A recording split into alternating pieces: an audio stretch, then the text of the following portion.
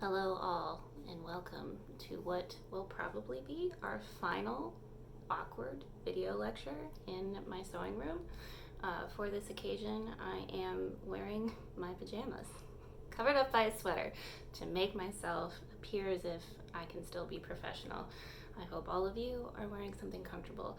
Uh, this may be, I know, for a lot of you, the first video lecture that you have actually watched as you review for the exam. So I do encourage you to go back and check out some of the other ones, especially if you feel like maybe a little lost in the text, whichever one you chose to read, Carmilla or The Haunting of Hill House. There are a lot of things that I unpack a little bit in those other lectures, but this one should be sufficient to help you review for the exam if you just don't feel moved to go back and look at those. I've really tried to design the end of this semester to be kind of a like choose your own adventure sort of class, so it's up to you.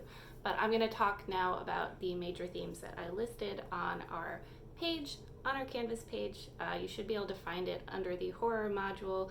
I believe it is called Exam Review, Major Themes of Carmilla and Hill House, where I give you a list of the major themes and just a little bit of explanation for each one. But here's where I'm really going to talk about them. So hopefully you have also seen that the final exam is now posted on our class Canvas page. And again, you have a lot of choice in your final exam. So you choose if you want to discuss Carmilla or if you want to discuss The Haunting of Hill House. If you're very behind and you haven't read either of those things yet, might I recommend diving into Carmilla, as it is slightly shorter. Might be easier to do a quick read if you maybe procrastinated a little bit and find yourself pressed for time. So, just my recommendation. But the final exam, you only need to choose one text, and then you need to choose one of these themes for whichever text that you chose. So if you chose Carmilla, you need to talk about sexuality and suppressed queer identity, or science, religion, nature, and the supernatural, or social class. If you chose The Haunting of Hill House, again, there's sexuality and suppressed queer identity. I didn't purposely pick out two texts with this theme, but I guess I just did it without knowing that I did it. The theme of home runs really deep in The Haunting of Hill House, and also opposites. So I'm going to talk a little bit about the way we see these themes in these texts now. And I'm going to start with Carmilla, even though I found that I usually end up talking about The Haunting of Hill House first. So I'm switching up my normal order because I think that maybe I haven't talked about Carmilla as much as I could have, because Hill House is just a little bit longer and there's maybe slightly more to dive into. But there is a lot going on in terms of suppressed queer identity in Carmilla. And Carmilla is considered really to be like the first queer vampire text, and Carmilla is the prototype lesbian vampire. I jokingly said on the page that I made about these major themes that you can find this theme basically in any conversation between Laura, who is the protagonist, and Carmilla, the vampire. And I was kind of kidding, but it's also super true if you look at like any of their conversations. But there are some incredibly overt ones, right, where Carmilla is really, really basically saying to Laura, like, I want you, I need you, I want to be with you.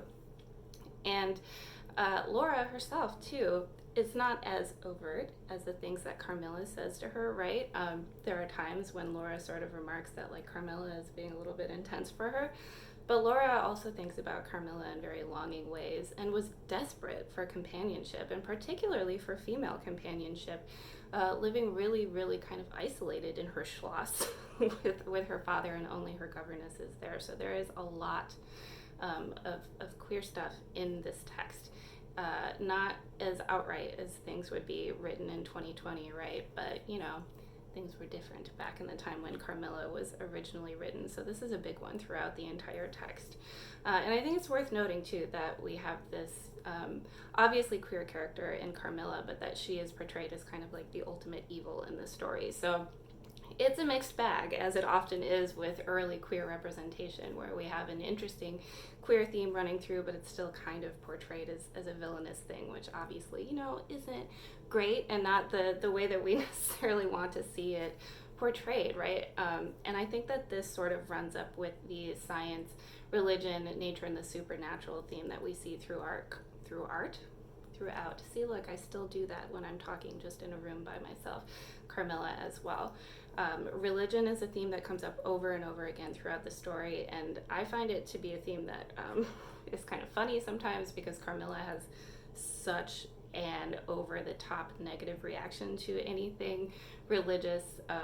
This is a big, huge hint that she's a vampire, a creature of the night, right? Of course, she doesn't like this stuff because in this world that the author has created for Carmilla, vampires are creatures who are repelled by these religious objects and religious rites, and any kind of religious music and things like that is repellent to them and awful. But it's always funny to me when Carmilla is whining and angry about having to listen to a funeral hymn about people walking by. So religion is a really big theme throughout Carmilla, and we have Carmilla sort of arguing with the people who are hosting her too about religion and how she just finds it really distasteful. Again, huge hint for the reader and for the people in the story that something is not quite right with Carmilla, because in this text religion is kind of seen as the thing that shows whether or not a character is moral, right? We have sort of a science versus religion thing happening throughout Carmilla, where they're trying to solve a problem using science that can't be solved with science, right? They're trying to figure out what's happening to these girls who are dying. They're not going to be able to find a scientific answer because Carmilla is attacking them and at the same time discouraging them from considering religion as a cure for this, right? Because that would be a cure for it, and she wants to be able to keep doing it. I don't teach this text because I necessarily agree with the theme that religion is good and science is bad. Please don't take that away from this.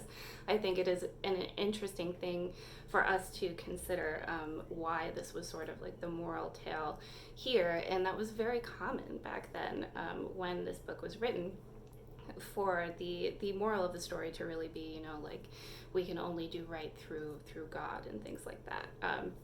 So please know that I don't teach this text telling you, yes, that is the correct message, that is what I believe, but because I think it's an interesting message for us to dissect and discuss together. So think about the ways that you see science versus religion throughout all of Carmilla, the little moments, especially when they're talking about the young women who are being attacked and what can be done to stop these attacks. Social class is a really big theme in Carmilla, and weirdly one that gets overlooked a lot when people discuss this. I think because the queer theme is so interesting and not something you see so much in text from that time period, it tends to be all we talk about when we talk about Carmilla. And I could talk about it forever. I find it really interesting.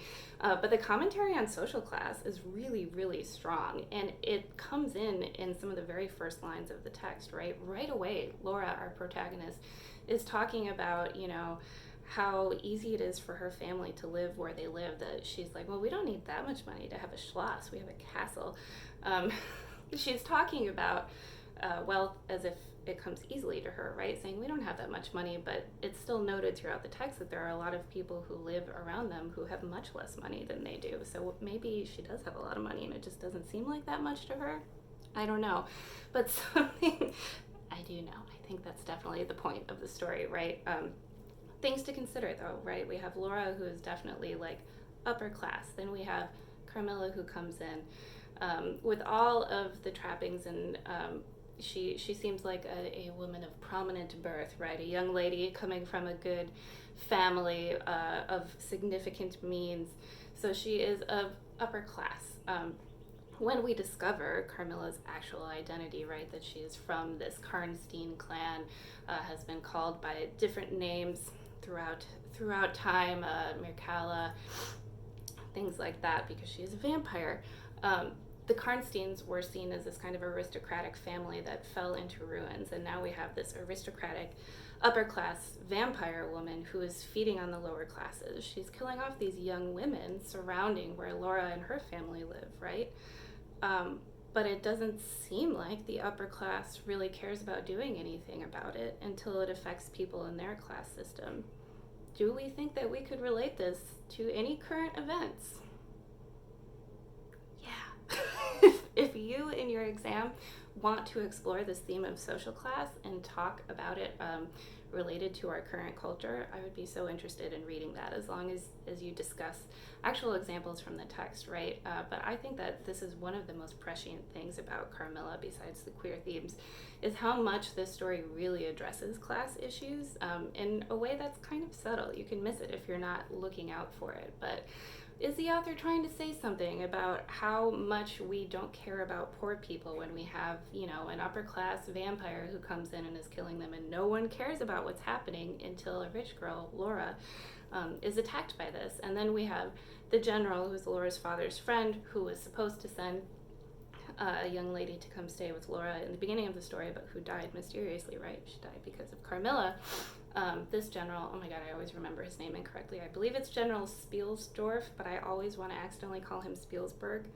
I think it's Spielsdorf, though. I'm going to check my notes to make sure. Hold one moment. I wish I had hold music for you. Spielsdorf! I did it right. General Spielsdorf. He is, of course, another person of the upper class, right? And he is the person who comes in at the end of the story and kind of fills in Laura and her father on what Carmilla actually is and what she's done. So again, we have somebody from the upper class being like, yeah, she's really bad. She hurt my family too. And this is when people take it seriously. So absolutely there is a message here about class, right? That the people in this story don't care very much about a horrible thing that is happening until it's affecting the upper class. So big theme of Carmilla from the very first paragraph of the text. We're getting into class issues. So important thing to think about in this story. Okay, there's a lot of stuff we could talk about in Carmilla, but I want to stick to the major themes because that's what is important for your exam review. And I want to focus this lecture on exam review as much as I can, even though I tend to go off on tangents. But I've talked about Carmilla for about 11 minutes, so I'm going to switch it up and talk about The Haunting of Hill House. Again, I'm going to start off talking about this theme of suppressed queer identity and sexuality throughout the text. It's a little more subtle in Hill House than it is in Carmilla, where in Carmilla you have a vampire who is pretty outrightly, making statements of desire or wanting toward another woman. Where here we have just kind of little hints that Theodora might not be heterosexual throughout the text, right? That she lives with a roommate that she has had a fight with right before she left. She's not married.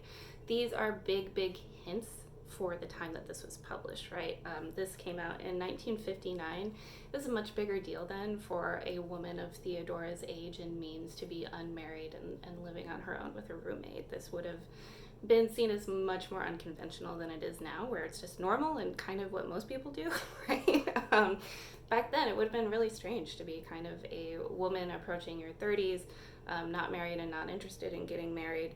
So we're getting strong hints that Theodora is maybe a little different than what is considered traditional, and that she may be a lesbian. And Shirley Jackson has confirmed this, right? That she wanted Theodora to be a lesbian character, but didn't want to make it too outright in the text because then she knew that people wouldn't read it, which is a sad truth and a sad reality. But we also have Eleanor, who seems to be experiencing, at the very least, I would say, desire for Theodora, but doesn't seem to really understand it or even be able to process it. One of the saddest moments to me with this throughout the entire text is near the end, when Eleanor expresses that she wants to go home with Theodora after this Hill House thing is over. She wants to live with her. She wants to be with her. And I don't think even she understands really what she wants out of that, but it seems like she wants something more than just a friendship. She wants to be that roommate who Shirley Jackson has, pretty much confirmed was a romantic interest of Theodora's. So we know that there's something more than meets the eye going on here with Eleanor and Theodora. They're not just, people who became friends really easily. There is a different connection happening here. And another one that's really interesting to unpack if you watch the film adaptation from 1963. It's presented quite differently there, but I also find it really interesting to explore and discuss, so I recommend checking that out. This leads nicely into the next theme of home. I've talked about this theme a lot more than the other themes of Hill House because to me it's one of the biggest, most present themes throughout the text, and I think it is the one that takes on the most interesting meanings when we look at it up against the cultural context of the time that this book was written, right?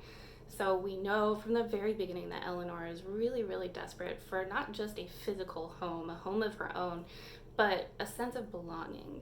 She really wants somewhere to belong, in a group of people, or maybe even just a person to belong with. It seems like something that she's never really had her whole life. She has been just taking care of her mother. It's very clear that she's just bossed around a lot by her sister and her brother-in-law, and she doesn't have her own place or her own people, or people who really value her at all. So we see her desire for a home as she's driving to Hill House, and she is imagining herself having a full life in many of the houses that she passes along the way. In Hill House, when she's there, there's a really interesting thing going on with this theme of home, because she's terrified of the house when she first arrives and even thinks about leaving, that like, this is my chance to escape before I go inside. But when she's there, she wakes up happy in Hill House, even after horrifying things happen to her there. When she wakes up in the morning, she's happy and she feels like she belongs. When things happen that scare her, she still ends up wanting to be there more. And this is part of the terror of the novel, right? That awful things are happening to her in Hill House, but she still wants to stay there. It's as if the house is tricking her and hoodwinking her into thinking that this is what she should really want, even though it's harmful to her.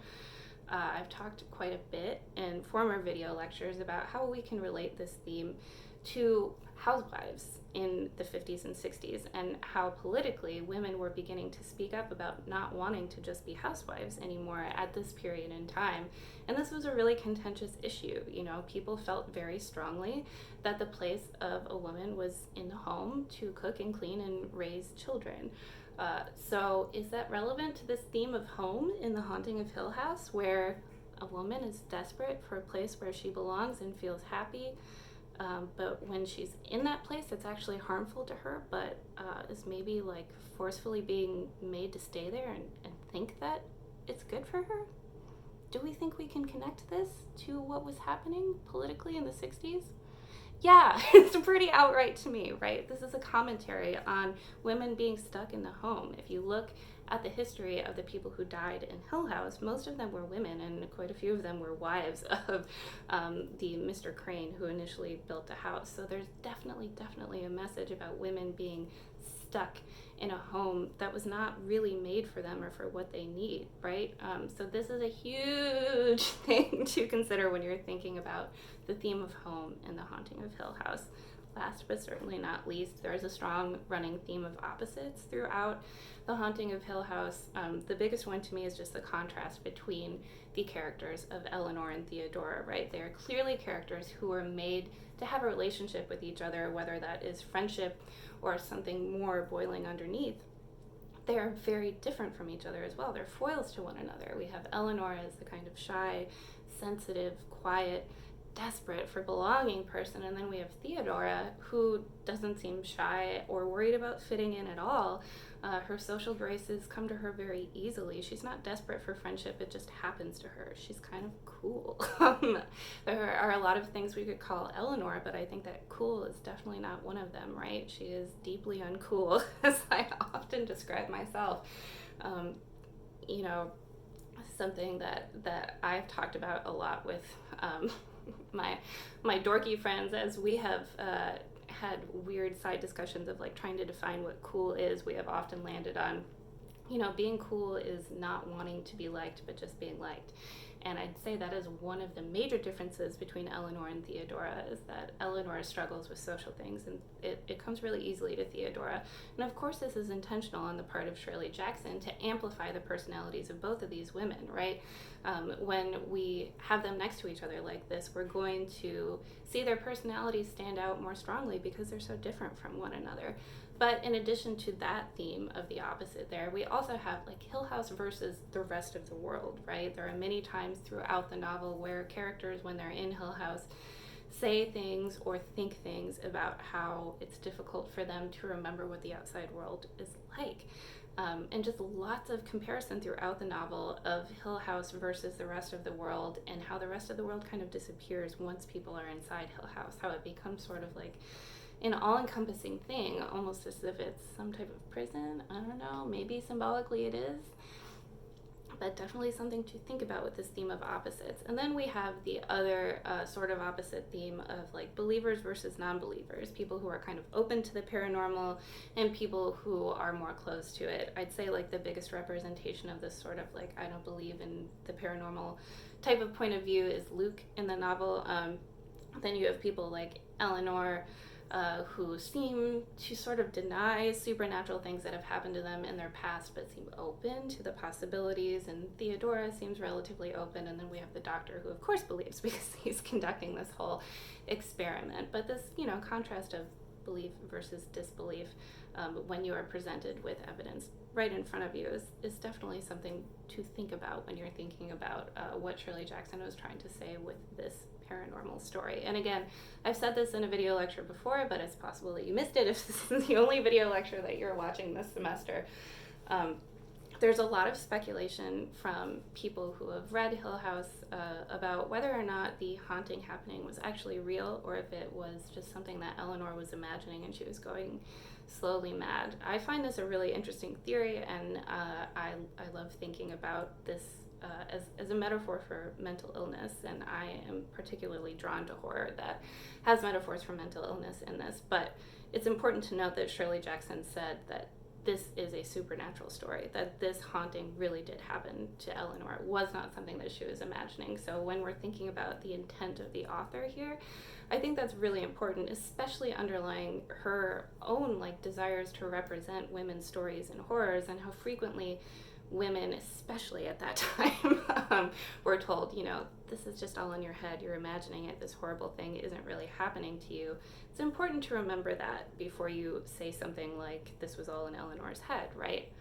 This is not a writer who wants to present women that way, and it falls in line with the rest of this theme of home, that this wasn't in Eleanor's head. It was really something awful that was happening to her, but she couldn't get the help that she needed. Again, we can relate that back to what was happening politically to housewives in the 50s and 60s. So, something to consider. I'm always here with my bright and uplifting themes and uplifting texts for you during your time of need. All jokes aside, though, I really do hope that these horror texts have been an interesting distraction. I'm a huge dork about this stuff, but I find diving into sort of alternative realities a nice break from my actual reality, especially when my actual reality is weird and uncertain as it is now. So I hope that these have been, at the very least, a little bit interesting for you to consider. If not, you don't have to think about them anymore once the semester is over, and it's very near to over. If you haven't yet, please do me a favor and take a look at the really long, it was over 1,000 words. Why did I do this? I don't know. It's just who I am. Really long post I made in our recommendations discussion board, where I left you a whole bunch of recommendations of different horror and science fiction types of media for you to enjoy. There are recommendations for books, for short stories, for TV shows, for movies, and even podcasts. So check it out. Let my rambling not be for nothing, and hopefully some of those things might be fun for you to watch or listen to or read while you slowly go out of your mind in quarantine. But I hope you don't go out of your mind in quarantine. So that's it for now, although this will likely be the last video lecture. It's not the last you're going to hear from me this semester. I will continue to send email updates and things like that, and I might make a kind of final video, not really a lecture, but just a video goodbye for the semester, because it's very strange to me not to be able to say goodbye to you in person. So it's first time for me, and probably a first time for most of you if you haven't taken online classes before. So that's it for now, but I will talk to you in one form or another soon.